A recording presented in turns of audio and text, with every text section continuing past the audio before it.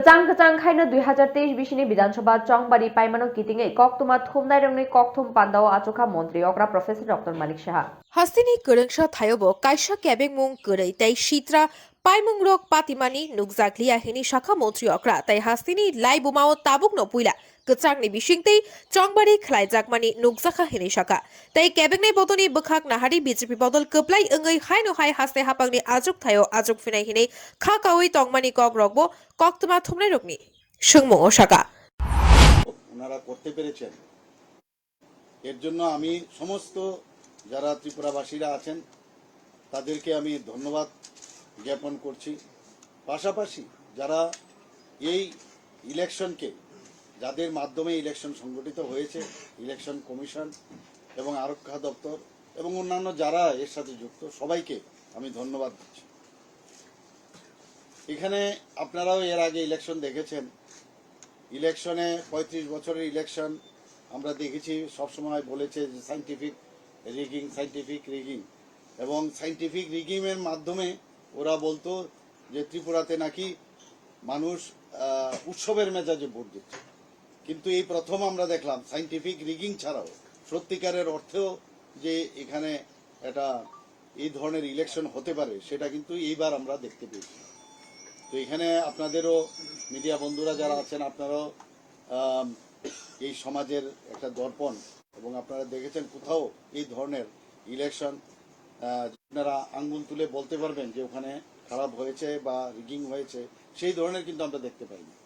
তাই আপনাদেরকে আমি ধন্যবাদ জানাচ্ছি যে আপনারা যেভাবে চারিদিকে ঘুরে বেরিয়েছেন, আপনাদেরও পরিশ্রম হয়েছে এবং আজকের এই যে পরিবর্তন এখানে আমরা দেখতে পাচ্ছি ত্রিপুরার ইতিহাসে এই সর্বপ্রথম যে এই ইলেকশন যেভাবে হয়ে গেল সেটা যেন আগামী দিনও বরকরার থাকে, তার জন্য আপনাদেরও সাহায্যের দরকার এবং ত্রিপুরাবাসীরও সাহায্যের দরকার এবং সেইভাবেই আমরা শান্তি সম্প্রীতি যেন বজায় থাকে এবং মানুষ আসলে শান্তি সম্প্রীতিই চায়। মানুষ চায় শান্তিপূর্ণভাবে বসবাস করতে এবং কিছু কিছু পার্টি আমরা দেখেছি যে নানাভাবে চেষ্টা করেছে। এখানে ওয়েস্ট বেঙ্গল থেকে কিছুদিন আগে একজন সাংবাদিক আমাকে জিজ্ঞেস করছিল যে এই বিধানসভা কি ধরনের নির্বাচন হচ্ছে, যেখানে বোমাবাজি নেই, যেখানে খুনাখুনি নেই, রক্তাক্ষয়ী নাই।